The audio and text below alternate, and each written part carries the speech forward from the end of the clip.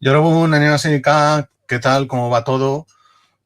Primer vídeo en bastante tiempo. He estado ocupado con los estudios, ya sabéis. Hoy estamos con Mateísta Hispano, con Edu. Mm. Bienvenido, Edu. Muchas gracias, Lorenzo. Muchas gracias a todos. Sí, bueno, me presento, soy Eduardo, youtuber del canal Materialista Hispano, un canal dedicado a difundir y divulgar la historia de España y de los países de habla iberófona. Y bueno, yo estoy con Lorenzo para tratar un tema bastante interesante que es el Galeón de Manila, ¿no? Sí, vamos a presentar. Él va a hablar del Galeón de Manila. Yo voy a hablar del sistema de Cantón, dado que él Mm. es historiador, especialista en América Hispana. Y bueno, pues vamos a ello. Muy bien, pues podemos comenzar. Uy, perdón. Bien, Pues bueno, os voy a hablar un poco de lo que se trató el Galeón de Manila, la primera globalización, como lo entendemos. Muy bien, en esta presentación que os voy a hacer, puedes pasar si quieres ya de diapositiva. Voy a hablar un poco de los antecedentes a la configuración de esta nueva ruta comercial. Las primeras expediciones en el Pacífico que hicieron los españoles dieron pie a la ruta. Después hablaré de lo que consistió la ruta del Galeón de Manila, los navíos algunos ejemplos de algunos de los navíos más destacados y los cargamentos que había. Y luego ya hablaré como final cómo acabó esta ruta comercial, cómo terminó. Y también hablaré algunas conclusiones del impacto que tuvo esta ruta comercial de conformar, digamos, la primera globalización de la historia de la humanidad. Bien, pues ya podemos pasar de diapositiva. Voy a hablar un poco de los antecedentes. A ver, yo como digo, hay muchos antecedentes para explicar la conformación del Galeón de Manila. Yo diría que el primer antecedente de todos es el descubrimiento, la llegada de la primera vez que Cristóbal Colón pisó las tierras americanas. ¿Por qué? Todos sabemos que Cristóbal Colón andaba buscando las famosas Indias.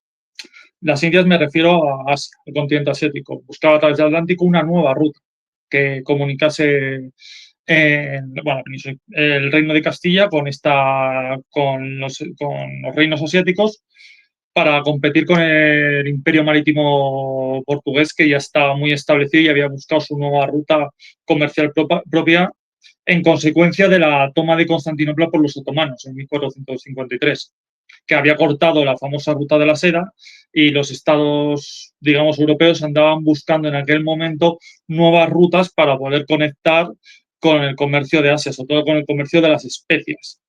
Y Colón, pues bueno, podemos decir que trató de ser un visionario que intentó buscar una nueva ruta alternativa que fuese atravesando el Atlántico, como ya sabemos todos. Y que bueno, que en un principio nadie le creyó, consideraban que era una locura atravesar el Atlántico porque se partió un poco de la idea de que la Tierra era plana, y Colón lo demostró lo contrario cuando llegó a las Américas. Él pensó durante toda su vida que había llegado a Asia, aunque realizó varios viajes después y cartografió todo lo que es la zona del Mar Caribe y las costas de Venezuela, murió pensando que había llegado a Asia. De hecho, si se miran en algunos mapas de la época, se pensaban que China y los territorios de Asia eran islas, como un conjunto de archipiélagos, porque también es que la información que se tenía sobre Asia era muy limitada, sobre todo la información que han dejado ciertos viajeros europeos que fueron por la ruta de la seda, en especial Marco Polo. Y claro, se había buscado una nueva ruta atravesando el océano y tenían una información muy limitada. Evidentemente, ya con Américo Vespucio se constata de que no se ha llegado a Asia, que se ha descubierto un nuevo continente que es América. Y bueno, aquí va a empezar otro proceso histórico que entendemos que es la conquista de América. Que bueno, lo he resumido brevemente, básicamente por etapas. No voy a hablar mucho de esto porque todos sabemos cómo fue la expedición de Hernán Cortés, de Pizarro, de Orellana, de Pánfilo de Narváez, de Pedro Valdivia, etcétera. Pero bueno, vemos que a lo largo del siglo XVI España va conquistando a los estados indígenas precolombinos que había en aquel entonces, que eran sociedades, por así decirlo, bastante primitivas en el sentido de que solo algunos casos, como los incas, los aztecas y los mayas, habían configurado una suerte de protestados, pero eran sociedades, digamos, muy, muy poco desarrolladas, por así decirlo, en comparación con como estaban los españoles. Y evidentemente España puso a prueba su nuevo proyecto civilizatorio, llevando, bueno, gracias a su herencia hispano-romana, y básicamente se van configurando los virreinatos, se van construyendo las ciudades, las calzadas y las iglesias, y se va produciendo un proceso de mestizaje. Aquí ya vemos que se está generando una nueva globalización, porque España, como todos sabremos, establecerá una nueva ruta, que es la flota de Indias, que comunicaba, bueno, hasta el siglo XVIII comunicaba el puerto de Sevilla con el puerto de La Habana, y de ahí se recogían las mercancías provenientes de América y se dejaban las mercancías que provenían de España. Y luego se hacía la ruta de vuelta. Hablo un poco, estoy hablando muy a grandes rasgos de lo que fue la conquista, porque la conquista de América también servirá como plataforma para la constitución del Galeón de Manila. Pero bueno, voy a hablar un poco ahora de las expediciones. Pasa si quieres la siguiente diapositiva. Porque la primera expedición que realmente pudo abrir este camino fue la expedición de Magallanes Elcano, que todo el mundo conocemos. Magallanes Elcano intentaron buscar ya una ruta que diese la vuelta al mundo y que permitiese, digamos, que a través del océano se alcanzase Asia y después pudiese retornar a la península ibérica. Evidentemente, esta expedición suponía una violación del Tratado de Tordesillas, que se había firmado décadas atrás. Estamos justo en el año 1521. Bueno, así estos dos navegantes emprendieron la expedición. La flota expedicionaria partió de Sanlúcar y se dirigió recorriendo las costas de la Patagonia, y como todos sabemos tuvieron un costoso cruce de la zona de lo que es Tierra de Fuego para poder alcanzar el Océano Índico. Ya los españoles, se me olvidó mencionar, tenían un cierto conocimiento del Océano Índico cuando Núñez de Balboa funda Panamá, que es un asentamiento que ya permite dar una conexión con el Océano Índico. Pero no se navega por primera vez por el Océano Índico hasta la expedición de Magallanes. En esta expedición, que fue una expedición muy costosa, se atraviesa el Océano Pacífico y se llega, digamos, a varias islas, como las islas de Hawái, las Molucas y a Filipinas. También esto estoy hablando un poco, pero resumido, porque todos sabemos cómo fue esta expedición, dado que es una expedición muy famosa. Sabemos que Magallanes murió combatiendo en una guerra contra los indígenas en Filipinas, y Elcano tuvo que hacerse cargo de la expedición. Habían sufrido muchas pérdidas cuando llegaron a Filipinas. Elcano tuvo que emprender la ruta de vuelta a España y evidentemente fue a través del Océano Índico, tuvo varios encuentros con los portugueses y finalmente la expedición llegó con éxito hasta España. Tardaron creo que alrededor de 3 años en dar la vuelta al mundo. Y evidentemente la expedición, cuando regresó a la bahía de Cádiz, ya estaban en unas condiciones que ríete tú como estaban al principio. Vamos, es que estaban en unas condiciones muy deplorables. Es que hay que tener en cuenta que en estas expediciones se partían con unas carabelas que van una media entre 100 hombres aproximadamente, unas provisiones muy limitadas, y te echabas al mar, que podía pasarte cualquier cosa. De hecho, muchas expediciones que se mandaron a América se perdían también. Además, la carabela era un nuevo tipo de barco que permitía la navegación por el océano, lo cual supone una gran ventaja para hacer estas expediciones, pero era un viaje muy peligroso. Y vamos a ver que no solamente con estos viajes de exploración del Océano Pacífico, sino también con el mismo Galeón de Manila, hacer estas rutas suponía un riesgo tremendo, porque podías correr el riesgo de tragarte alguna tormenta, producirse naufragios, que la expedición se disperse por ciertos errores de navegación, en fin, un montonazo de factores que podían hacer peligrar la expedición. Y además que luego, claro, te tirabas mucho tiempo en alta mar racionando los suministros y tener que vivir un poco de lo que te vayas encontrando. Si alcanzabas tierra y conseguías tener una buena relación con los nativos y conseguir suministros. En fin, una aventura tremenda, la verdad. Bien, pues ya con la expedición, el viaje de Magallanes y Elcano es el que abre, digamos, el conocimiento del Océano Pacífico. Cuando ya más o menos ha complementado la conquista de América, se va a producir nuevas expediciones, aunque no se va a probar la ruta de la Patagonia, porque es una ruta muy complicada. Hubo otros intentos después de llegar al Índico por la Patagonia, pero se dieron cuenta que atravesar el Tierra de Fuego es una zona muy complicada, un estrecho muy complicado. Entonces decidieron buscar un nuevo punto de partida más sano, más seguro, que era el puerto de Acapulco. Vamos a tener la expedición de Francisco de Saavedra, que llegará hasta Nueva Guinea, y luego tuvo que retornar rumbo por el Índico. En estos momentos también quiero hablar que se había firmado ya el Tratado de Zaragoza. Y en este tratado se hace una revisión del Tratado de Tordesillas. Y a ver, sí que ciertamente los portugueses no permiten la vuelta de los navíos españoles por sus territorios. Aunque los españoles se lo saltaban, ellos también se saltaban a veces el tratado. Pero la vigencia de tanto del Tratado de Tordesillas como del Tratado de Zaragoza van a ser muy importantes a la hora de configurar este Nagarión de manera. Y ahí veremos por qué. Porque la cuestión es el retorno. Porque era muy fácil salir de Nueva España echarte a alta mar e irte hacia el Índico, hacia el Pacífico. Pero volver era el problema. Era muy complicado como volver. No se conocía una ruta donde hubiese unos vientos favorables que permitiesen que tus navíos volviesen de nuevo hacia América. Y lo que se conocía eran las rutas portuguesas. Por lo tanto, también suponía un riesgo a nivel diplomático, porque estamos en una época en la cual la monarquía hispánica está teniendo muchos conflictos en Europa.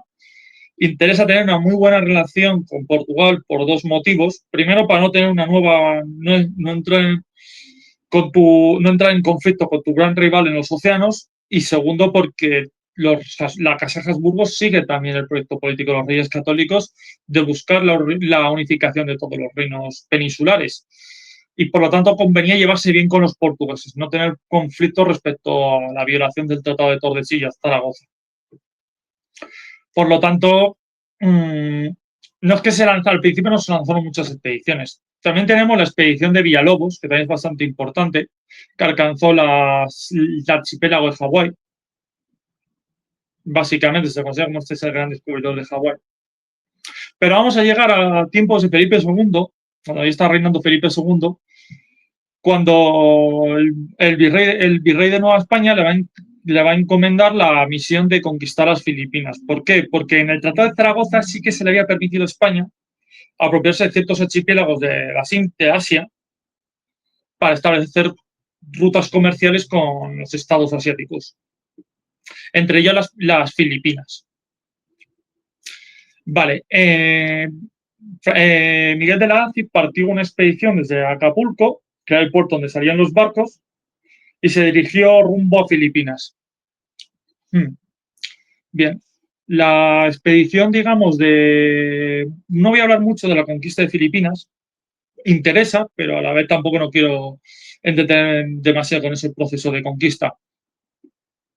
Evidentemente, Legazpi es un gran estratega y un gran militar. Sigo un poco los ejemplos que hicieron tanto como Hernán Cortés, Pizarro, etcétera, de jugar con la diplomacia y con la guerra. En aquel momento las Islas Filipinas están divididas en varios estados, en varios sultanatos musulmanes. Para los españoles ya la conquista de Filipinas no era una cuestión de conquistar y evangelizar a unos pobres nativos que estaban engañados por unas religiones paganas, sino que era un territorio donde el Islam, el gran enemigo de la monarquía hispánica y todo Estado católico, es que el Islam estaba ya asentado en Filipinas. Y aquí ya entramos un poco con el carácter de cruzada, de guerra santa de cruzada, que nos recuerda un poco a la reconquista. De hecho, los españoles siguieron considerando que la conquista de las Filipinas era una prolongación de las cruzadas, al igual que otras expediciones que lanzarán luego contra los diferentes estados asiáticos que eran musulmanes,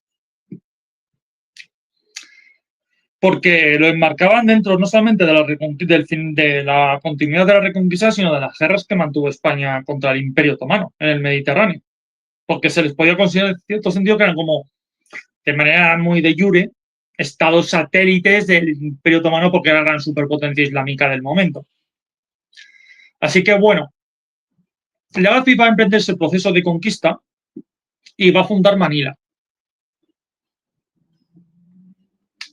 Manila hoy conocemos que es la capital de Filipinas, va a ser una ciudad muy importante, muy, muy importante. Va a ser el puerto estrella, el puerto que va a conectar las mercaderías españolas con las mercaderías asiáticas.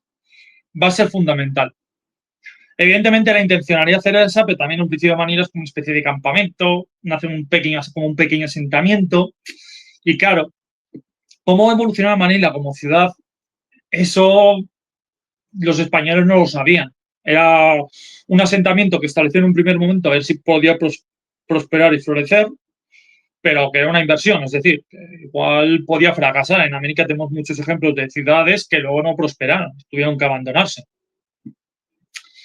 Bien, en este momento uno de los compañeros, uno de los comandantes de la AFPIF, antes no, era un fraile, más bien, Urdaneta, decidió que era conveniente buscar una ruta de vuelta a América a través del Pacífico para no violar el Tratado de Tordesillas, Zaragoza. Entonces este va a emprender el tornaviaje. Urdaneta había viajado con la expedición de Magallanes y Elcano y se apuntó a la expedición de Legazpi porque le apasionó la exploración del Pacífico. Y va a tener este personaje va a ser muy importante para la constitución del galeón de Manila porque va a descubrir el famoso tornaviaje, es decir, la ruta de vuelta hacia las Américas desde Filipinas, que era algo impensable en aquel momento, que no se conocía. Urdaneta se dio cuenta de que había que partiendo desde Manila corrían ciertos vientos hacia el este, en este caso, que podían llevar los barcos de vuelta a América. Le pidió a Legazpi coger unos barcos de su flota y emprender la vuelta. Legazpi lo aprobó porque le pareció un proyecto bastante interesante y partió desde Manila. La ruta fue muy complicada porque, claro, tuvieron que salir de Manila, bordear un poco lo que eran las islas de Japón y dirigirse en pleno océano Pacífico, confiando en que los cálculos de Urdaneta estaban acertados, que igual los vientos podían cambiar de un momento a otro y podían quedarse encallados en mitad del Pacífico. La verdad es que fue una vuelta muy complicada y muy peligrosa. Además que esa zona también es cierto, es una zona donde hay bastantes vientos. Y la vuelta, como comentaré en el galeón de Manila, cuando se constituye la ruta, el tornaviaje era una vuelta muy complicada. La expedición finalmente lograron alcanzar, después de muchas complicaciones, las costas de Norteamérica. Es decir, las costas, sí, lo que tendríamos que es California. Y lograron llegar hasta Acapulco. Y Urdaneta, pues mira, fue recibido con todos los honores por haber descubierto el tornaviaje. Y como poco después se producirá ya el final de la conquista de Filipinas, es cuando ya el virrey de España le va a interesar abrir una nueva ruta, abrir esta ruta que se va a conocer como el Galeón de Manila. La ruta aún así no estaba constituida. Aunque Filipinas acaba de conquistarse, se estaba pacificando, había que consolidar mucho el poder español en aquel momento en Filipinas. El Legazpi y los gobernadores sucesores también tuvieron planes geopolíticos para la época muy ambiciosos. Ellos se dieron cuenta que había otros estados islámicos en los archipiélagos, digamos, de la zona de lo que entendemos como Borneo, como la zona de Borneo, y otras islas ahí en la zona de Indonesia. Y querían consolidar la zona. De hecho, los españoles lanzaron varias expediciones contra estos estados y los convirtieron en satélites, de hecho. En estados satélites. Y bueno, también tenemos incluso expediciones que lanzaron los españoles contra el mismo reino de Camboya, que es una historia bastante interesante de contar, aunque aquí no sé si nos va a dar mucho tiempo, la verdad. Aquí lo interesante va a ser las relaciones con China y Japón. Yo no digo que solamente China y Japón comerciasen con el Galeón de Manila, sino también otros estados de la zona del sudeste asiático comerciaban. Pero China y Japón van a ser un poco los protagonistas, sobre todo China. Bien. Respecto a China, ya ha habido unos cuantos contactos. En el momento que se funda Manila, empiezan a llegar comerciantes chinos a la zona y, claro, vuelvo a comentar, el conocimiento que tienen los españoles sobre China era muy, muy limitado. Se pensaban que era un gran archipiélago de islas. Y, claro, los españoles podemos decir que estaban bastante confiados. Habían conquistado el Imperio Azteca, el Imperio Inca y al Imperio Inca y consideraban que China era un estado parecido, básicamente. Y claro, como la conquista de América salió de una manera tan exitosa, los españoles pensaban que también que ya la expansión de la monarquía universal iba a ser ilimitada y que China podía ser un objetivo interesante. Hubo varios proyectos presentados tanto por el virrey de Nueva España como el gobernador de Filipinas al rey Felipe II de mandar expediciones hacia China, para repitiendo un poco la gesta de Cortés. En un primer momento incluso se planteó mandar al principio una expedición de 600 hombres, que era una barbaridad, que vamos, pensando que bueno, porque claro, pensaban que conquistar China era como conquistar el imperio azteca. Y se mantuvo esa idea. Luego decidieron subir la apuesta e ir subiendo a una media de 6.000 o 10.000 efectivos. La expedición, básicamente. Aunque fueron programas que se fueron retrasando, porque claro, las comunicaciones eran muy complicadas en aquel momento y entre que llegasen noticias de España hasta recibirlas, pues bueno, tardaba esto mucho tiempo. Y el rey Felipe II estuvo sopesando la idea. No obstante, cuando ya se va a producir la unión con Portugal, la famosa Unión Ibérica, y como los portugueses ya habían tenido mejores relaciones con los chinos y empezaron a desvelar conocimientos, ya hay un conocimiento y una perspectiva de China completamente distinta. Ya China no es un estado primitivo salvaje que se puede conquistar con mucha facilidad, no. Estamos hablando de una civilización milenaria, con mucha población y con muchísimo territorio. Y en ese momento Felipe II estaba muy enfrascado en la guerra contra los holandeses y todo contra los británicos, y va a desechar el proyecto. Al final lo va a desechar y va a decir, mira, interesa más tener relaciones comerciales con los chinos que enmarcarnos en un conflicto contra ellos en el cual era bastante probable que España podría perder, bueno, la monarquía. Pues bien, a lo largo de este tiempo van a empezar a llegar muchos comerciantes y muchos inmigrantes chinos que se van a sentar en Manila. También llegaron migrantes de otras partes del continente asiático y fueron constituyéndose sus barrios en Manila. Pero el barrio más grande fue el chino. Fue el primer Chinatown de la historia, por así decirlo, pero fue un barrio tremendamente grande. Los chinos se convirtieron no solamente eran buenos comerciantes, sino también eran buenos artesanos y muy buenos productores. Y también se dedicaron a la banca, a las finanzas y a la especulación. Y aquí van a haber episodios entre los españoles y los chinos bastante conflictivos que nos van a recordar un poco a las quemas de juderías que hubo durante la Baja Edad Media en el Reino de Castilla. ¿Por qué? Porque los chinos al final, primero, estaban aumentando de población y ya superaban a los españoles. Segundo, al controlar las principales actividades productivas y las finanzas sobre todo y jugar mucho con la usura, despertaba mucho rencor y mucho resentimiento. Y los españoles temían de que toda esa población china la estaba enviando el imperio chino para luego conquistar, arrebatarles Manila y las Filipinas. Y se produjeron muchos asaltos, en parte también autorizados por las autoridades reales, contra la población china. Hubo algunos episodios que fueron bastante sangrientos. Pero bueno, en definitiva, las relaciones con China, con el imperio chino de la dinastía Ming, fueron relaciones muy informales. Es cierto que el primer contacto diplomático fue porque las autoridades españolas y la China se unieron en la cacería contra ciertas bandas de piratas japoneses que atacaban las islas, pero el imperio chino tenía una política comercial muy restrictiva y tenías que rendir tributo y homenaje al emperador para poder comerciar con China. Sí que hubo intentos de negociación para establecer algún enclave comercial como el que tenía Portugal con Macao, pero no salió con éxito. Pero sí que se le permitió a España enviar frailes y misioneros jesuitas a predicar el cristianismo a China. Por lo tanto, al final, este comercio que había con China era un comercio informal, un comercio bastante informal. Llegaban muchos comerciantes japoneses, había un comercio muy activo, pero no había unas relaciones diplomáticas establecidas. Respecto a Japón, otro tanto de lo mismo. Japón en aquel momento estaba ahí en un conjunto de señoríos feudales. Hubo algunos viajeros, tanto españoles como portugueses, que llegaron a Japón. De hecho, los portugueses montaron una colonia en Nagasaki. Y las relaciones también eran un poquito distantes. Los japoneses también tienen una política comercial muy restrictiva con los extranjeros. Y los comerciantes que iban a Japón, que venían de Japón, iban un poco por cuenta libre, eran como empresarios privados, por así decirlo. Pero el comercio con Japón no fue tan activo como con China.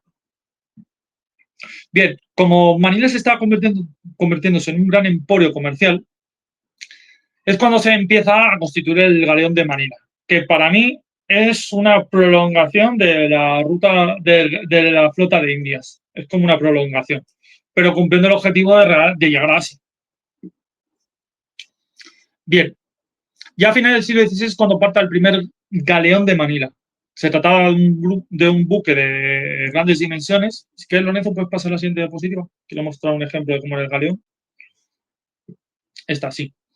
Era un buque de grandes dimensiones preparado para llevar grandes mercancías y atravesar el Pacífico. Además, estaban muy bien equipados, porque claro, la travesía por el Pacífico era complicada.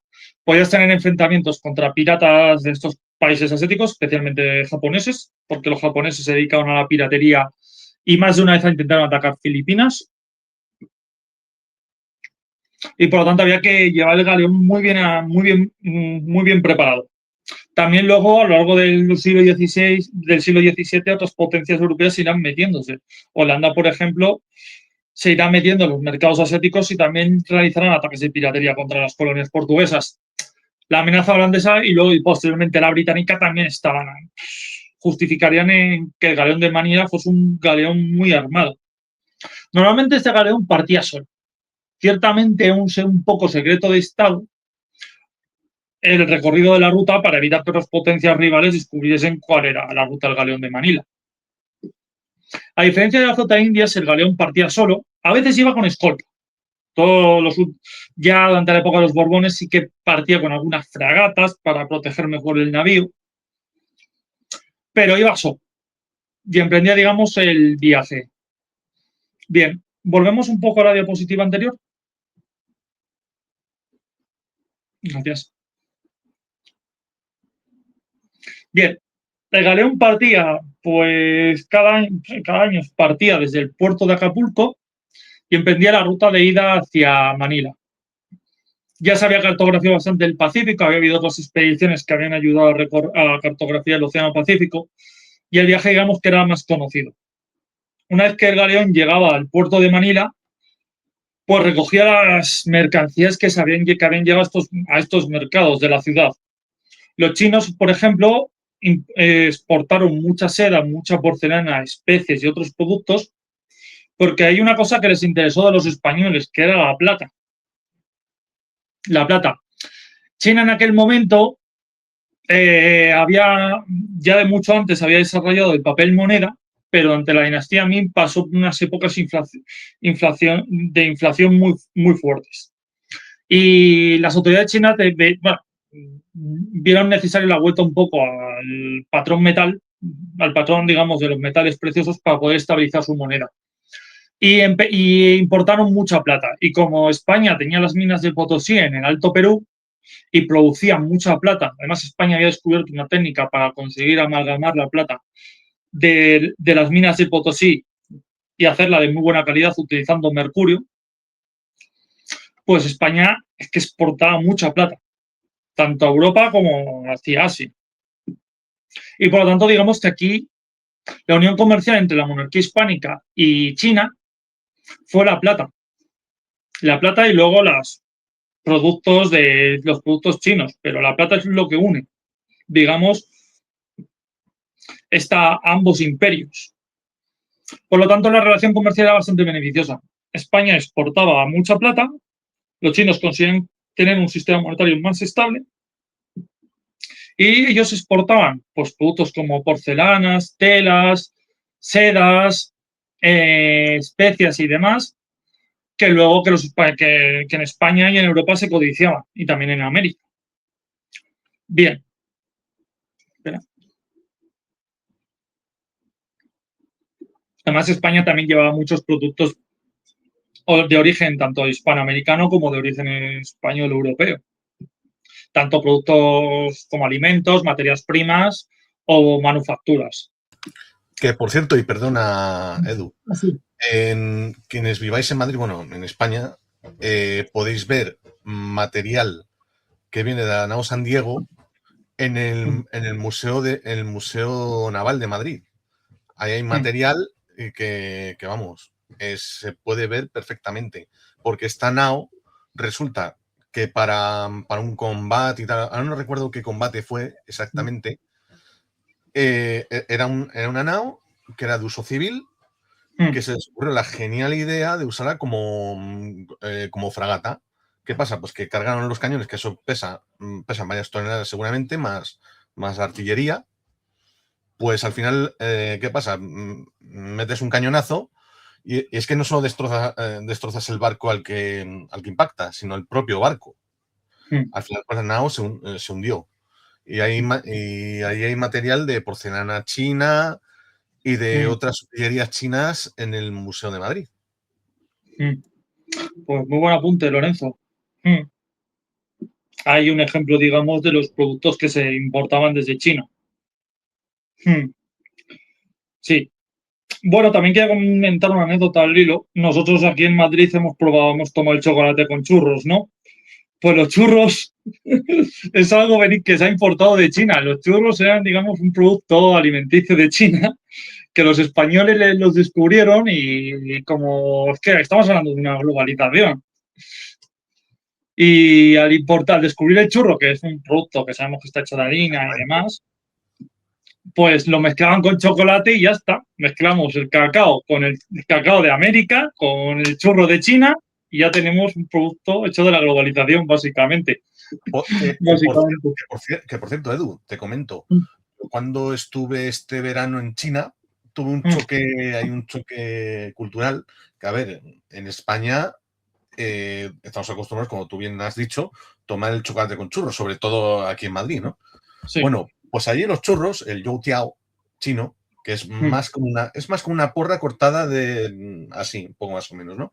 Lo usan ellos como masa para darle sustancia a la sopa, más bien. Bueno, O sea, para la sopa. te lo ponen allí esto, pum, y lo tienes ahí y yo me quedé, pero ¿esto por qué? ¿Por qué? O sea, a mí me supuso un choque cultural tremendo. Y claro, de ahí viene el youtiao. El youtiao. Pues sí, pues aquí vemos un ejemplo claro, que es combinar alimentos de diferentes culturas, básicamente.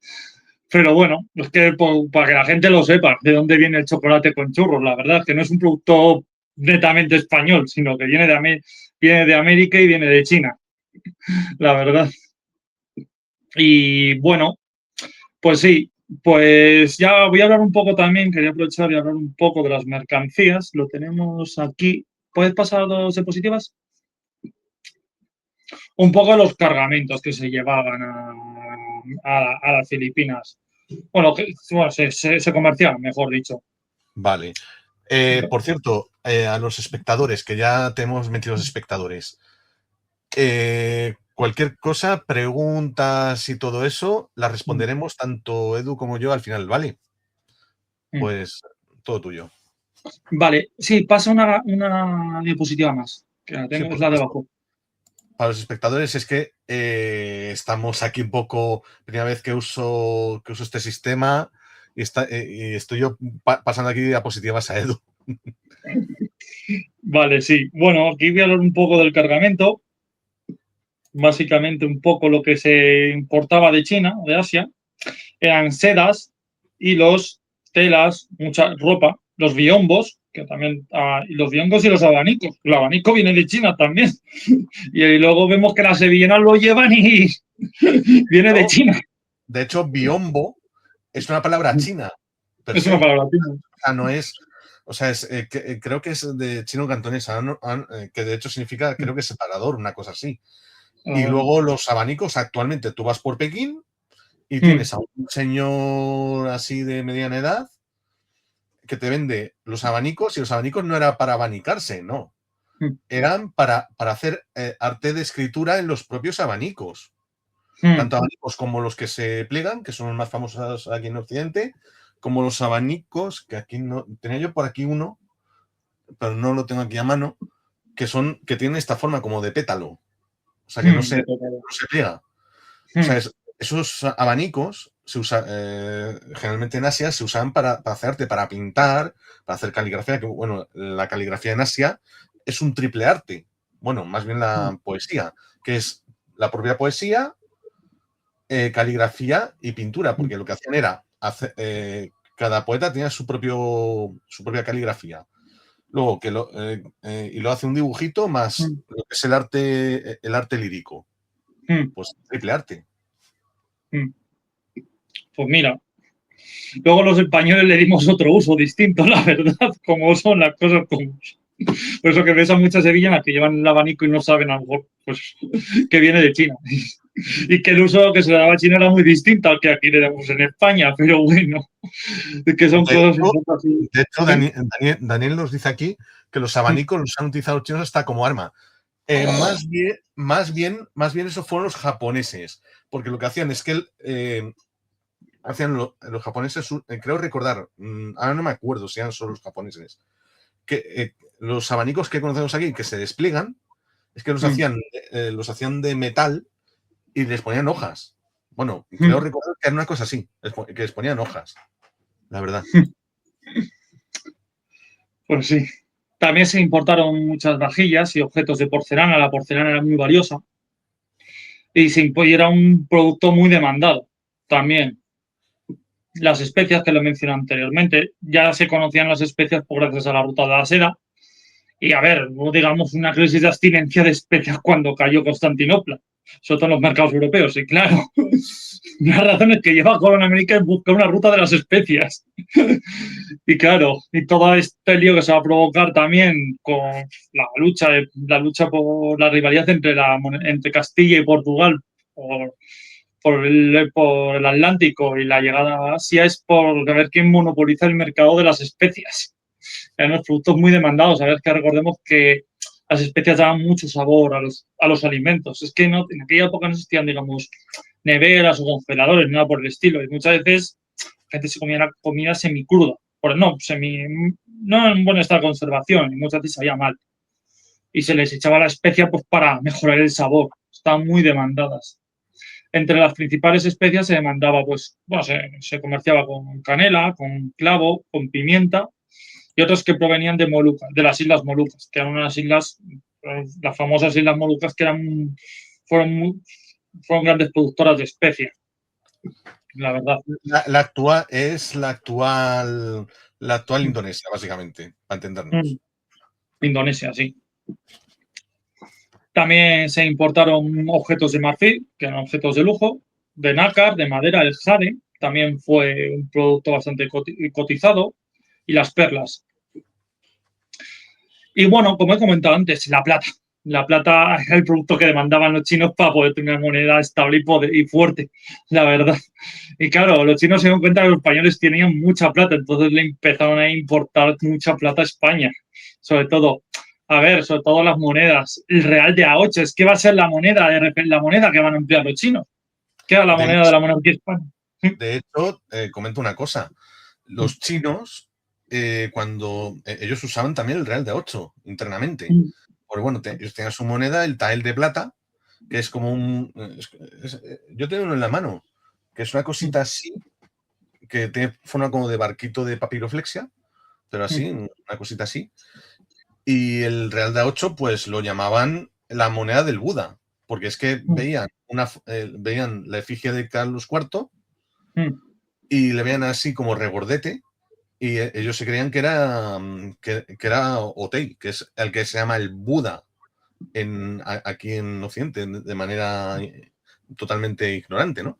Pero le llaman Budai en China, ¿no?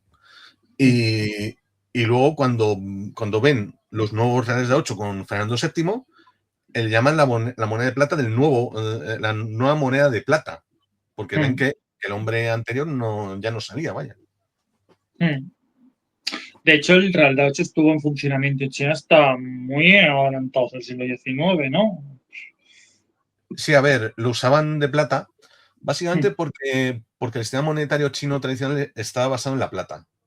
Y claro, luego ya comentaré yo un poquito, a ver, no me voy a centrar mucho luego en el sistema, en lo que es ya el sistema monetario, sino que es que, a ver, desde antes ya estaba basado en la plata, porque ellos tenían producciones de plata, los propios chinos. Porque es que tenían el tael, el cash, etcétera, etcétera, etcétera. Y luego ya últimamente, pues ya el yuan. El yuan es una moneda que viene de antiguo, ya de antes de la dinastía Ming, la dinastía Yuan, que es la dinastía de Kublai Khan, etcétera, etcétera, la dinastía mongol.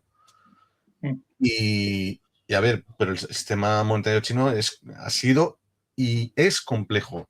Porque de hecho, actualmente, cuando uno va a China, vale, tiene el yuan, pero también tienen subdivisiones del yuan.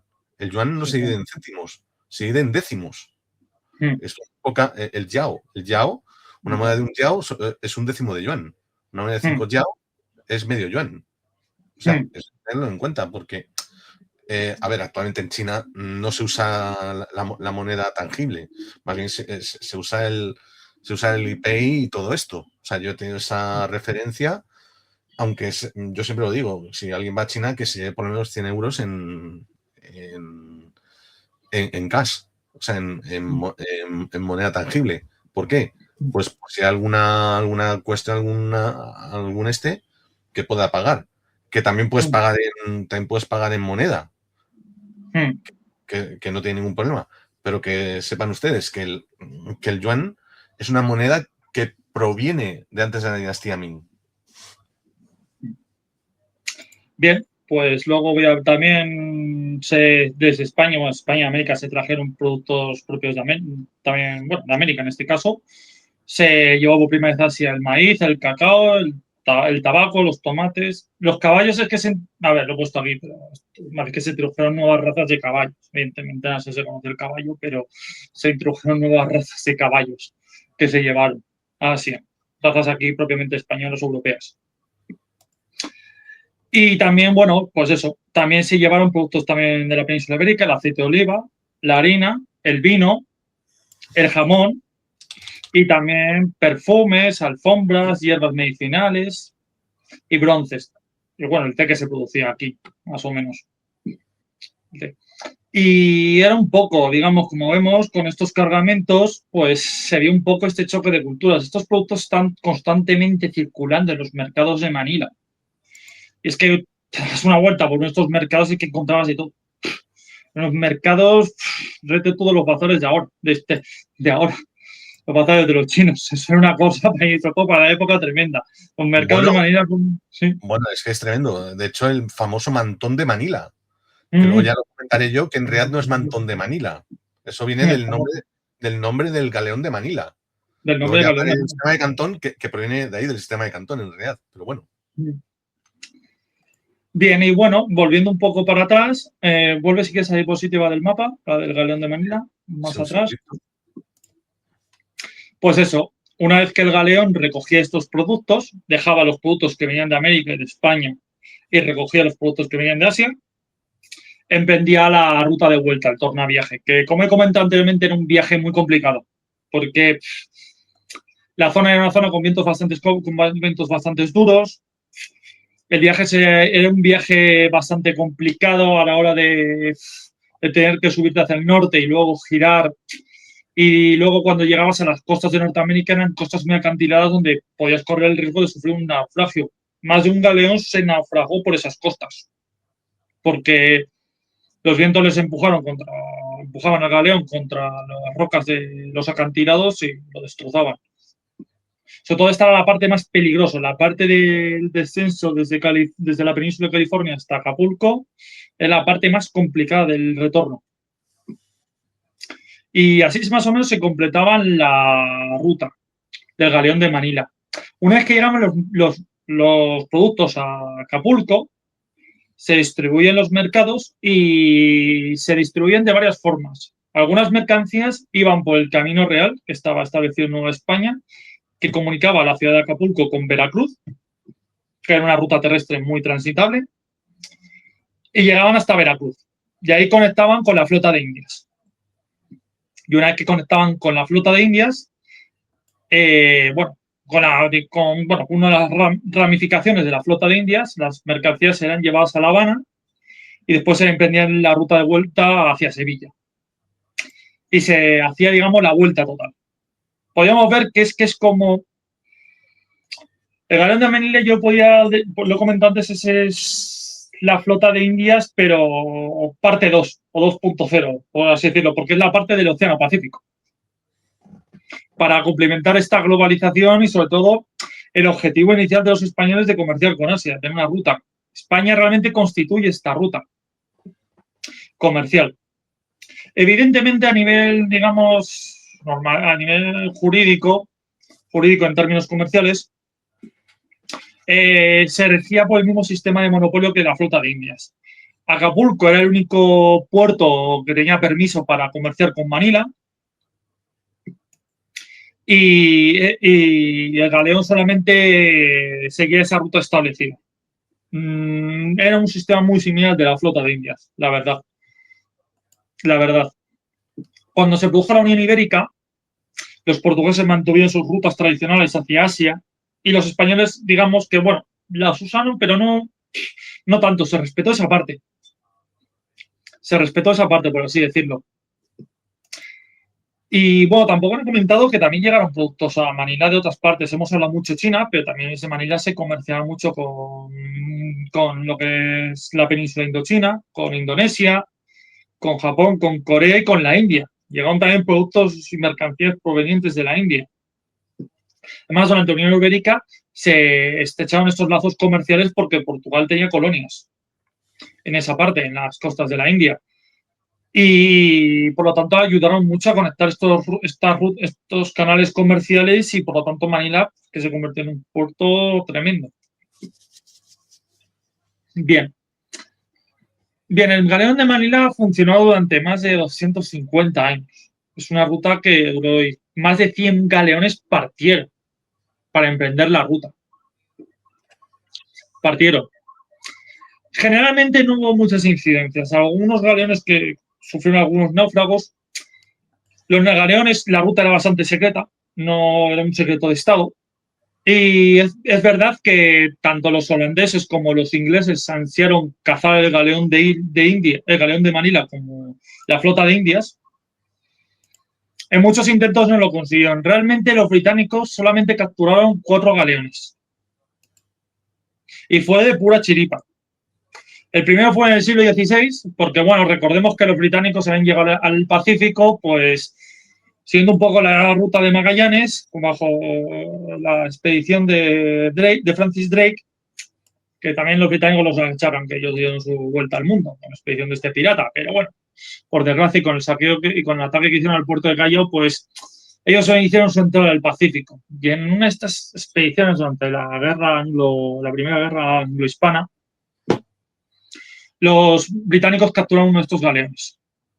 Lograron capturarlos. De hecho, los siguientes galeones que salieron tras ese incidente iban mucho más armados. Durante el siglo XVII no hubo ningún incidente. Los holandeses intentaron, pero ¿cuál es el problema? Los holandeses nunca llegaron a adentrarse tan profundo en el Pacífico. Se dedicaban sobre todo a asentarse en lo que es Indonesia y atacar las colonias portuguesas. De hecho, sí que trataban de atacar también Filipinas, pero no llegan a cazar nunca el galeón. Y bueno, ya en el siglo XVIII los británicos sí que hacen algunas capturas. Durante la Guerra de Sucesión Española hicieron otra captura, durante la Guerra de Asiento y ya luego también durante... No, en la Guerra de los 7 años no, fue ya en la época de Carlos IV, en las guerras durante las guerras napoleónicas también hicieron otra captura. He de decir también que durante la Guerra de los 7 años los británicos atacaron Manila y cortaron el comercio e interrumpieron durante esa época, durante esos años, el comercio del galeón de Manila porque tomaron la ciudad de Manila. Y hasta que no se firma el Tratado de París y no se consigue que los británicos se retiren de Filipinas, no se reanuda la ruta. Una época se interrumpió la ruta. Ya, si quieres, pasamos al final, porque quiero hablar un poco de la decadencia de esta ruta comercial. Vale. A ver, ahí. El fin del galeón, sí, porque ya me quedan unos 10 minutos para terminar mi exposición. Sí. Quiero aprovecharlos para hablar un poco del fin del galeón de Manila. ¿Por qué entró en decadencia esta ruta? Pues por varios factores, la verdad. Evidentemente ya estamos llegando al siglo XVIII. Ya los imperios europeos se están expandiendo, especialmente el imperio británico y el imperio francés, también el holandés, están montando sus propios monopolios en Asia. Recordemos que Francia y Inglaterra se disputaron en la Guerra de los 7 años los territorios en la India y Inglaterra empezará la conquista de la India. Y entraron como grandes rivales comerciales y rompieron, digamos, un poco el monopolio de la monarquía hispánica. También sí que es verdad que a España le afectó mucho luego la secesión de Portugal durante el reinado de Felipe IV.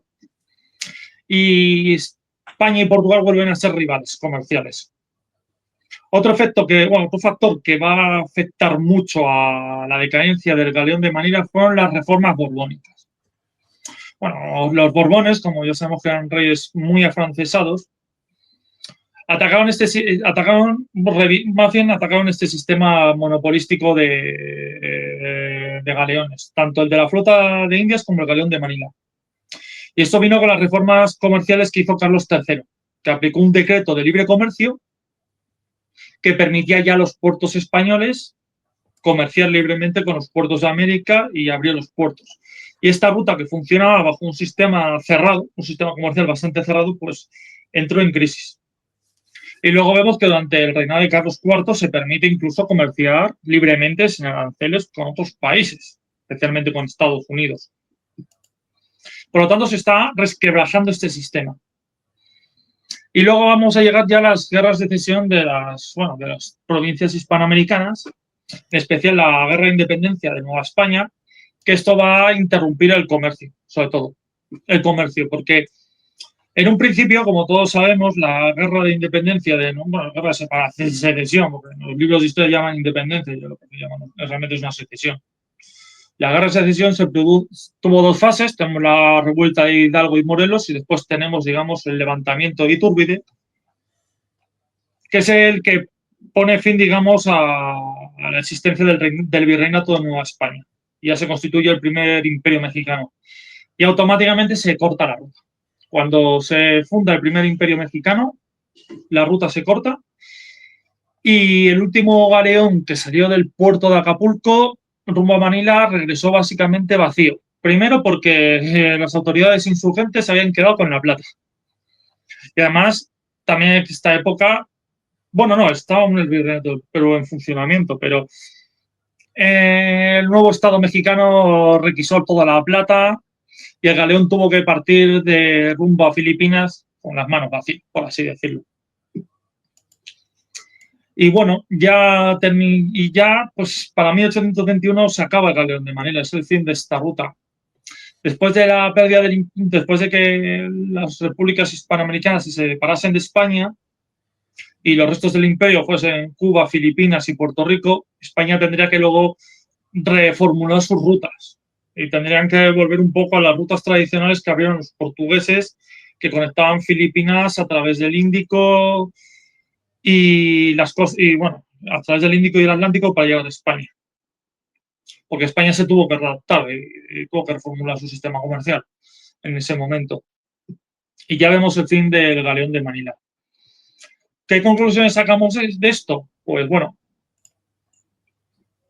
vemos que fue que el galeón de Manila fue una de las rutas intercontinentales más largas y duraderas porque conectaban tanto el Pacífico, el Atlántico y Europa.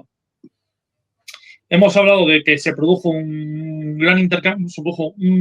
vasto intercambio de mercancías procedentes de muchas partes, que esto generó, digamos, una unión cultural, por así decirlo, entre España, América y Asia.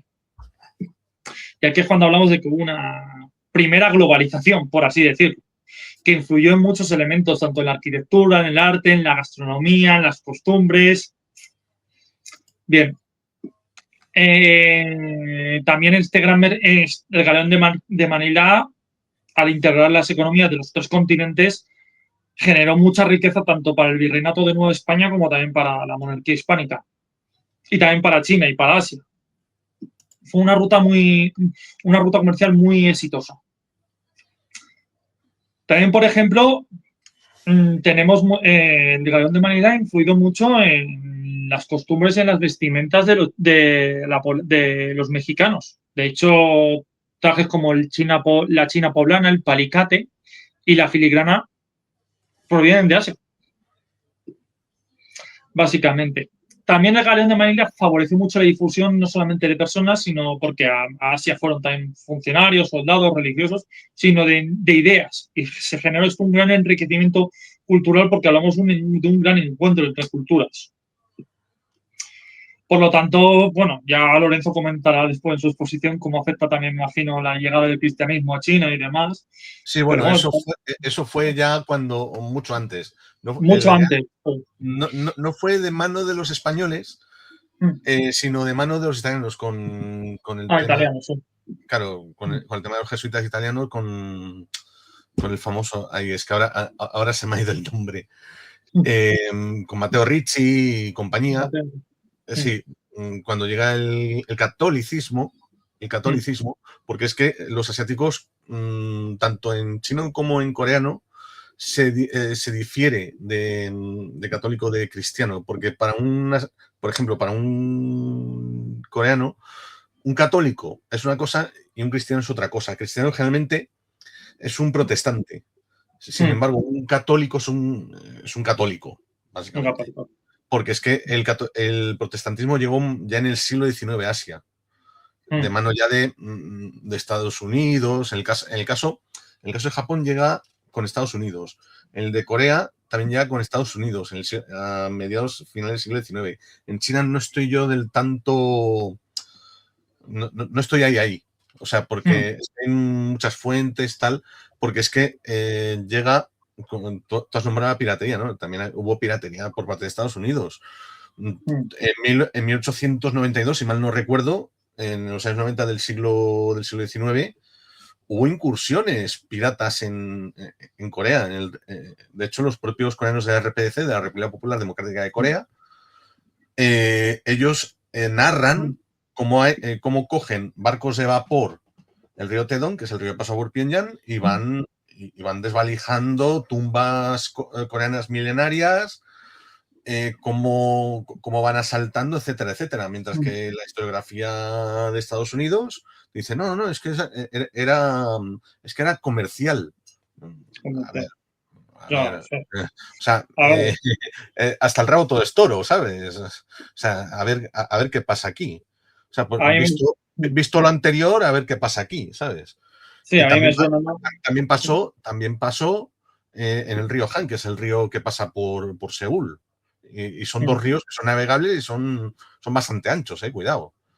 En China, bueno, también pasa, luego lo comentaré yo, con los ingleses, que también tiene que ver con el final del Galeón de Manila, también, indirectamente.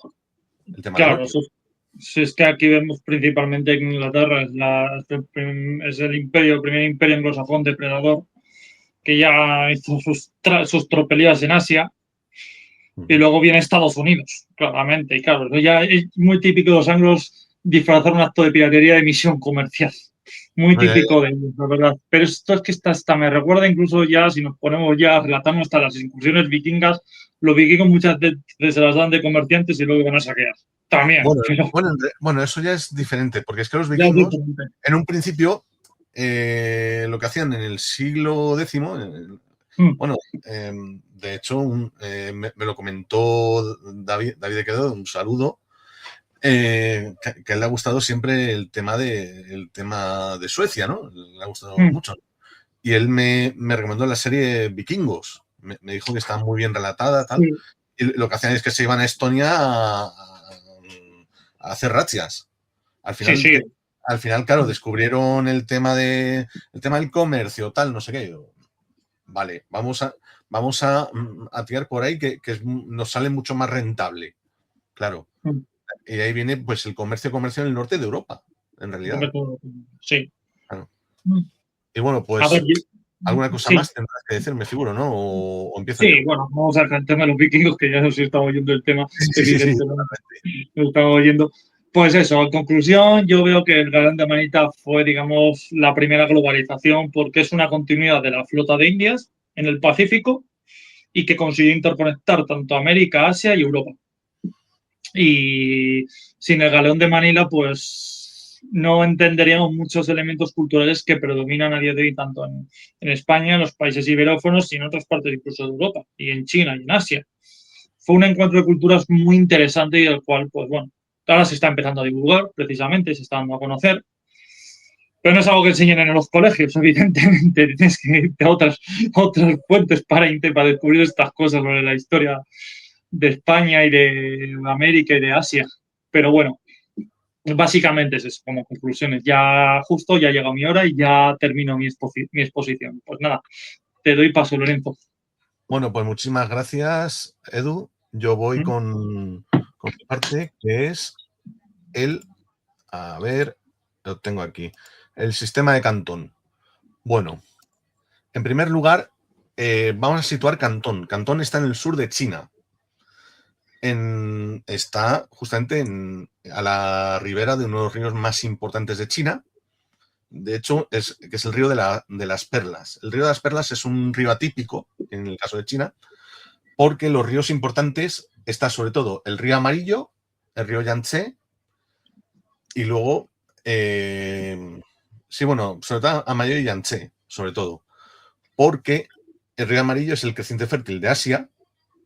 De hecho, quien estudie, sobre todo, quien estudie historia de China, va a ver que el río Amarillo ha marcado las idas y venidas de la historia de China, porque es un río muy caprichoso. Y es que el caudal del río Amarillo es muy variante, sobre todo.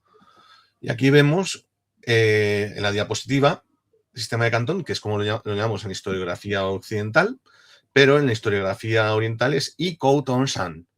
Ikou Tongshan significa, la traducción literal es comercio único o comercio de puerto único. Pero en realidad es comercio de un solo puerto, en realidad, porque es que nos vamos a colocar al final de la dinastía Ming. Toda dinastía china siempre finaliza por alguna cuestión, de algún desastre que ha cometido algún gran gobernante y por revoluciones. Obviamente, marxismo 1, básicamente. Pero los confucianos lo explican de otra manera, y es que lo explicaban como cambio de mandato, porque lo mandaba el cielo. Que por cierto, una pequeña anécdota, cambio de mandato, en chino es komin, y luego en coreano como Hyeomyeong. Esas dos palabras es cambio de mandato originalmente, pero tanto en coreano como en mandarín estándar dieron lugar a la palabra revolución. Es la palabra que se usa para la revolución socialista también. Y a ver, el sistema de Cantón estuvo desde el siglo XVIII hasta el siglo XIX. ¿Por qué se usó el sistema de Cantón? Pues básicamente, pues el caso de los Ming eran bastante abiertos, pero están muy dados a todo tipo de intercambios, tanto legales como ilegales. En el caso de... y también a cuestiones que no voy a entrar a ellas también. El sistema de Cantón se hizo porque hubo ciertos engaños por parte de ciertos imperios y también de otras potencias asiáticas, y era un comercio abierto en realidad, desde el año 1685. ¿Qué pasa? Entra la dinastía dinastía Qing, la última dinastía Manchú, y ellos lo que hacen es que quieren proteger a la población y lo que hacen es cerrar todos los puertos de China, salvo el de Cantón. Y ahora vais a ver por qué. Como he dicho, el río de las Perlas, que veis aquí, únicamente lo consigo en inglés, que veis que está el río de la Perla, donde pone Guangzhou. Guangzhou es la ciudad de Cantón, que ahí es que justamente está un poquito mal dibujado, pero por ahí baja el río de la Perla. Y está el delta del río de la Perla, que se colocan, como veis, Hong Kong y Macao. Que eso básicamente fue una estrategia tanto de los portugueses como del Imperio Británico. Que bueno, Macao en realidad lo que fue primero un asentamiento y luego pues ya con el devenir del siglo XIX pues acabó siendo una colonia portuguesa. Luego, en 1757, Qianlong fue un emperador Qing, uno de los más grandes De hecho, Qianlong es famoso en China, por una reforma del imperio que hizo, tal, pero sobre todo en Occidente es famoso, pero no su nombre, es famoso por la ópera de Pekín, porque cuando, no recuerdo exactamente si fue cuando se le entronó o uno de sus cumpleaños, que fueron un montón de artistas y empezaron a hacer pues representaciones por todo Pekín. Y claro, pues ahí eso tuvo mucho éxito, tal. Y claro, ahí nació lo que es la ópera de Pekín, que no es la ópera china. La ópera china tiene muchas variantes. Luego, el sistema de Pekín empezó de la siguiente manera, que fue con el Han, que se llama en cantonés, o Xian, perdón. Voy a ir un poquito más, perdón. Vaya hombre, aquí está. Con el sistema Xin o Hon o Han, que es el sistema que básicamente lo que hacían los mandarines era dar autorización a, pues, básicamente a gente preparada, comerciantes chinos, para tratar con los extranjeros, para hacer comercios. Esto, poquito a poco, esto duró, si mal no recuerdo, duró hasta que Qianlong lo reformó, porque esto fue muy dado a la corrupción, porque es que estos comerciantes tenían que rendir tributo a la China, al imperio Qin, pero claro, no rendían tributo y había muchos trapicheos también. Sobre todo y aquí empezó el problema del opio también, con el tema Hong.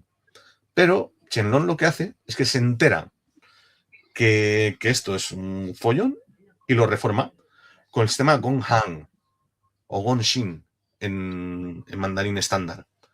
Gonghan es en cantonés. De hecho, casi todos los nombres que hay, casi todo lo que hay en esta época ponen el cantonés. Y también también de malas traducciones o de malas transliteraciones.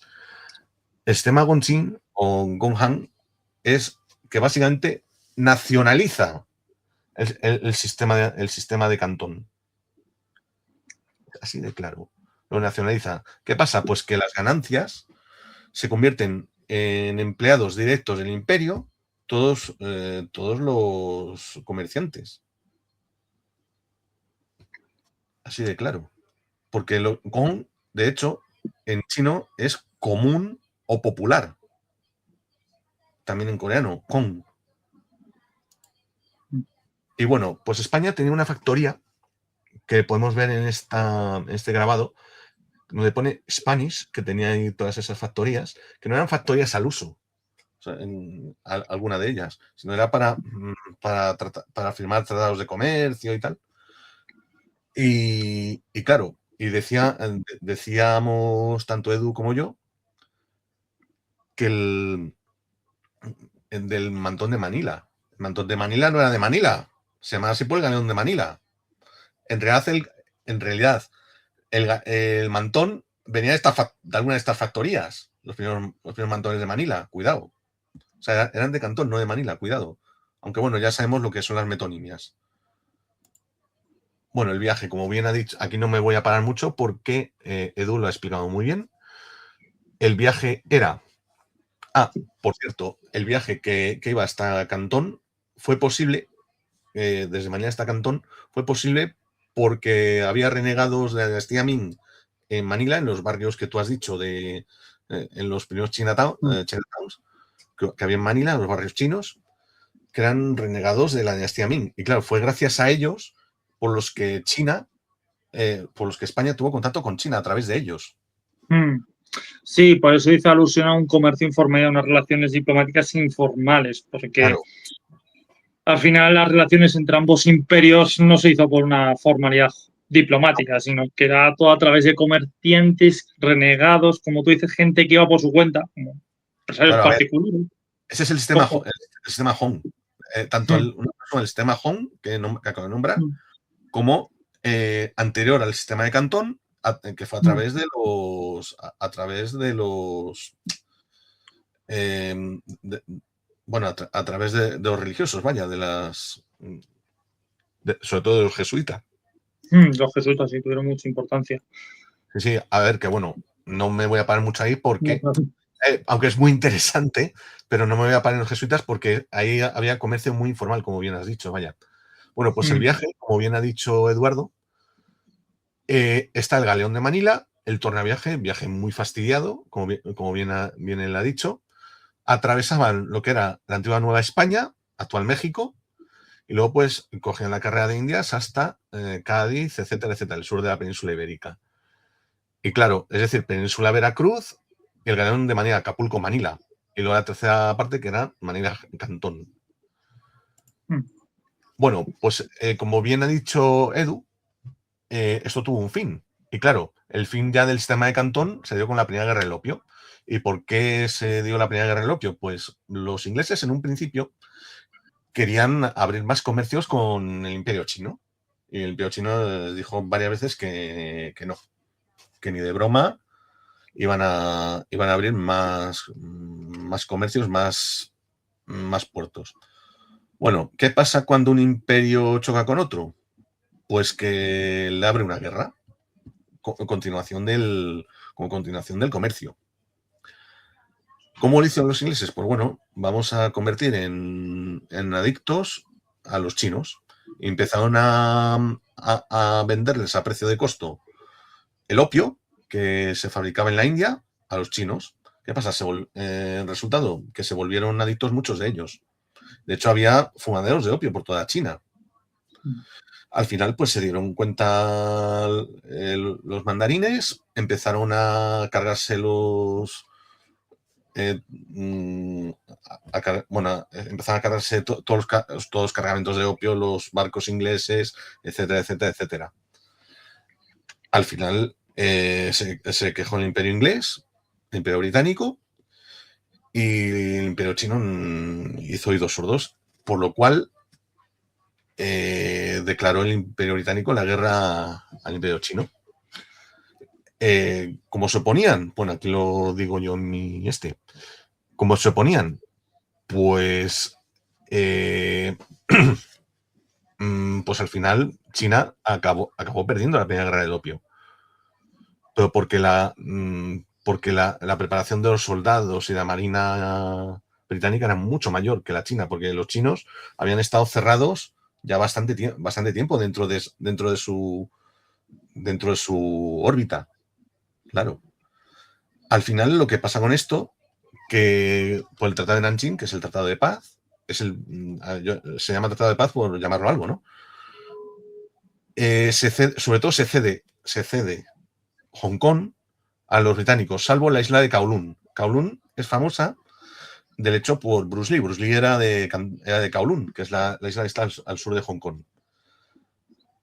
Y esa es la primera zona de Hong Kong que ceden a los británicos. Y luego también es el primer tratado desigual, que son los tratados iguales, no solo sino vienen muchos más después, ¿no? A lo largo del siglo XIX. Y con esto comienza el siglo de la humillación. De hecho, lo que veis aquí es el Tratado de Nanjing, una copia. Y esto dio paso a una cosa que me encanta a mí de los españoles, que hizo España, y fue el primer tratado de comercio sino-hispano.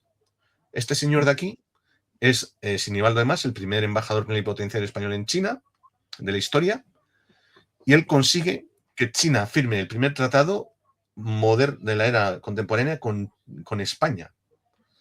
Está publicado en la Gaceta de Madrid, que es el antecesor del BOE, y lo firman tanto Isabel II como emperador Tongzhi. Tongzhi como Isabel II lo terminan de liquidar en 1868, unos meses antes de la revolución de Príncipe Serrano y Topete, por cierto, unos meses antes. Y este es el primer tratado igualitario que tiene China con una potencia occidental. ¿Por qué? Porque si uno se lo lee totalmente, se da cuenta que si viene un comerciante chino a España, si venía, le ponían casa, también al revés, las mercancías están protegidas. Si un mercante chino necesitaba protección para mandar una mercancía a España, pues España le ponía protección y viceversa. Y también se le ponía también, y de hecho se la perdía por piratería, se le ayudaba también. O sea, era un tratado bastante bueno. O sea, dentro de los tratados desiguales era bastante bueno, la verdad. Y luego, pues hubo tratados posteriores, por supuesto, hubo tratados posteriores. Hoy, perdón. El siguiente tratado fue con Alfonso XIII, que ese tratado, si mal no recuerdo, no se llegó a dar, o se dio, no se llegó a dar. No me acuerdo por qué exactamente, pero creo que no, sí se llegó a dar, porque está publicado también en la Gaceta de Madrid, pero se dio de manera muy corta, porque es que está en 1927, si mal no recuerdo, y claro, llegó la Guerra Civil y luego ya Franco firmó un tratado. De hecho, el tratado este fue con el Imperio Qing, el tratado de Alfonso XIII ya fue con la República de China, con la República de Sun Yat-sen. Y luego ya el tratado que hubo con Franco, que fue con la República de China, fue con Chiang Kai-shek, que es cuando ya China había perdido la Guerra Civil China, que es el 53, ese tratado ya. Y ese es más que un tratado de comercio, fue un tratado de amistad, porque es que es un tratado muy cortito, de unos pocos artículos, y no llegó a mucho más, la verdad. Y ya como conclusiones, pues el sistema de Cantón perduró bastante en el tiempo, pero como bien he dicho, no, o sea, tuvo muchos problemas. O sea, problemas de corrupción, problemas que dieron los británicos también, y bastantes cosas más. España tuvo presencia en ese sistema, claro, tuvo sus factorías, tuvo su comercio también. Luego la caída del sistema fue tanto por culpa de todas las guerras de América que nombró Edu, como también por culpa del Imperio Británico, también. Y claro, por supuesto la primera guerra del opio, que hubo una segunda guerra del opio, pero eso, bueno, eso ya os lo comentaré en otra ocasión. Y, por supuesto, pues España y China, como os acabo de decir, firmaron el primer tratado de comercio en 1868, lo cual, por supuesto, marcó las relaciones sino-hispanas posteriores, que siempre fueron buenas. De hecho, con la República de China, yo pensaba, yo República de China, yo la divido en dos. La de Sun Yat-sen, Chiang Kai-shek. La de Sun Yat-sen yo la llamo a la que es anterior al 1 de octubre de 1949, y luego la de Chiang Kai-shek, lo que es actualmente la República de China, es decir, Taiwán. Siempre hubo pues relaciones, hasta que Franco pues tomó relaciones por la política internacional de una sola China con la República Popular China en 1973.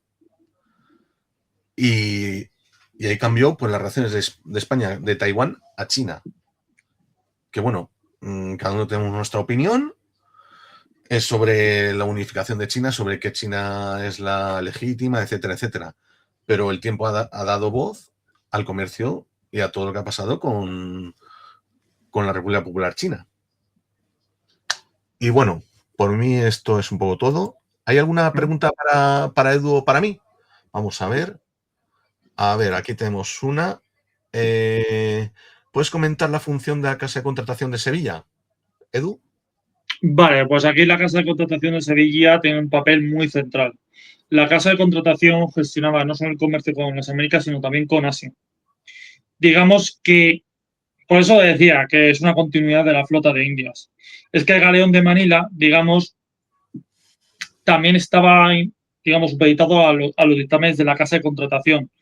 Todos los marinos que navegaron en el galeón fueron formados por la Casa de Contratación. También la Casa de Contratación se encargó toda la planificación cartográfica del Pacífico para poder constituir la ruta. Y la Casa de Contratación también tuvo también papel gestor, sobre todo en la construcción de los navíos. Aunque los navíos se construyen ya en el Virreinato de Nueva España, pero bueno, hubo técnicos, constructores también de la casa de contratación que estuvieron ahí. Es decir, la casa de contratación funcionó como casa comercial que tanto para la flota de Indias como para el galeón de Manila. Y digamos que ahí se toman, digamos, todas estas decisiones en materia comercial por parte de la monarquía hispánica. Hombre, todo luego tenía sus trámites burocráticos. Lo que se tomaba, lo que se decidía en la casa de contratación luego tenía que pasar también por el Consejo de Indias. Recordemos que el Consejo de Indias era un consejo multifuncional, tenía muchísimas funciones para la gestión del imperio en América, pero también en Asia. E incluso muchas decisiones burocráticas pasaban por el Consejo de Indias. Al hilo de lo que estaba comentando, y por citar un ejemplo, lo que estaba comentando Lorenzo, las relaciones un poco diplomáticas que hubo entre España y China, pues por el lado de español, el Consejo de Indias tenía también su parte, digamos, política, por así decirlo. Y la casa de contratación se encargaba de todo lo comercial, básicamente. Gestionaba, digamos, las dos rutas. Vale, pues muy bien, vamos a ver, muchas gracias. Aquí tenemos otra pregunta. ¿Es cierto que China recuerda bien su historia diplomática con las naciones? En el caso de España sería una relación cordial, por decirlo de alguna manera. Bueno, sobre todo lo que ha tenido China con España relaciones ha sido, en principio, pues las relaciones comerciales, y luego ya a partir de Sinibaldo de más han sido tanto comerciales como diplomáticas. Y siempre, que yo sepa, han sido buenas, la verdad. Como señalado además, pues se firma el Tratado de Isabel II, luego si bien se firma el siguiente, que estuvo hasta Alfonso XIII, pues recordemos, está el periodo de Isabel II, que duró nada y menos, duró meses desde la firma de ese tratado. Luego, Sexenio Democrático, Primera República, Alfonso XII, Alfonso XIII, es decir, Primera Restauración. Y hasta Alfonso XIII estuvo ese tratado. Que bueno, ellos yo creo que nos recuerdan como un país amigo, la verdad. Sin embargo, a ver, hay que tener en cuenta también los vaivenes del tiempo. Allí en China cada vez hay más gente que quiere aprender español. Yo, de hecho, allí en Pekín me he encontrado, y Pekín es grande, que son 21 millones de habitantes, me he encontrado con dos personas en el metro que estaban con una libretita aprendiéndose el verbo ser. O sea, que es gente que empezaba. Y yo me he encontrado una vez a un chico que empezaba la mili, que le veía vestido de militar del Ejército Popular de Liberación, que tenía un pin del Instituto Cervantes y que nos oía hablar español a mí y a mis compañeros, y dijo: hola, sois españoles, tal, no sé qué. El chico tenía bastante buen nivel. O sea, tendría unos 20 y pocos años ese chico, vaya. Y bueno, también, de hecho, si mal no recuerdo, han tenido que abrir otro Instituto Cervantes. Está el de Pekín y el de Shanghái, también, actualmente. O sea, allí lo que es, nos recuerdan con cariño, y también es de interés, también. De hecho, allí hay, he visto casas que te venden jamón, incluso, ¿sabes? Que bueno, yo lo probé un poquito ahí porque yo cuando volví de mi viaje de Pekín, volví a través de, ¿cómo se llama esta ciudad? Bueno, es igual. Volví a través del sur de China, de una ciudad que está pegada a Hong Kong. Bueno, pues resulta que allí en el aeropuerto había una tienda que vendía jamón, y bueno, era bastante caro, la verdad. Y no era muy bueno que digamos, la verdad. O sea, mucho mejor jamón tenemos aquí, la verdad. Luego también, para resumir, es que básicamente las relaciones son muy buenas, la verdad, hasta la actualidad. Y, a ver, tenemos otra pregunta. A ver. ¿Por qué hubo tanta migración china durante los siglos XIX y XX en toda América? Conozco en California y Perú. ¿Edu? Bueno, esto sí que ya es poco posterior al tema del Galeón de Manila, pero bueno, la inmigración china, a ver, se puede deber a muchos factores. Es verdad que China es un país muy poblado, había mucha superpoblación y cuando un país está superpoblado tiendes a expulsar a gente a otras partes para que se asienten. Básicamente, es distinta la migración según California y según Perú, sobre todo en el siglo XIX. ¿Por qué? Porque es que estamos hablando de dos países distintos. Es verdad que la migración que iba era gente que eran campesinos, gente podemos decir clase trabajadora que iban a trabajar principalmente, también a montar por así decirlo, sus barrios comerciales, iban con ese objetivo, pero el trato que recibieron los diferentes países fueron muy distintos. En Estados Unidos se les trató fatal a la población china, se les trató fatal. Fueron explotados sobre todo porque en aquella época es cuando la fiebre del oro en California, y los anglosajones les utilizaron para extraer el oro de las minas, pero con unas condiciones de esclavitud total, de manera muy deleznable. Tenemos que tener en cuenta que la mentalidad anglosajona siempre es una mentalidad muy supremacista, de creerte que ellos, por ser blanco, ya soy superior a ti. Y a los chinos los consideraban siempre a los amarillos, los ponían en una categoría de inferiores como a los negros, y también les explotaban y les exprimían. Hay películas, hay novelas, también historias de este tipo de trato humillatorio que recibieron los chinos en California durante la época de la fiebre del oro, la verdad. Pero, y bueno, en Perú se debió más a otra fiebre que la fiebre del guano, que es, digamos, bueno, que es un producto, digamos, que sirve de abono, que se hace a raíz de excremento, me parece, de llama o de un animal. Sí, creo que sí, sí. Creo que creo que sí. es que Perú, un boom del guano durante la segunda mitad del siglo XIX, tremendo, que dinamitó toda la economía peruana, la verdad, y muchos trabajadores chinos se fueron a trabajar allí. A ver, yo creo que estaban en una mejor situación en Perú que en China, que en Estados Unidos, pero también trabajaron en unas condiciones también un poco. A ver, que estamos hablando de la época y estamos en el siglo XIX. Estas repúblicas son también, las repúblicas panamericanas también son repúblicas liberales donde el trabajador se les trataba como se le trataba, y sobre todo en esa época.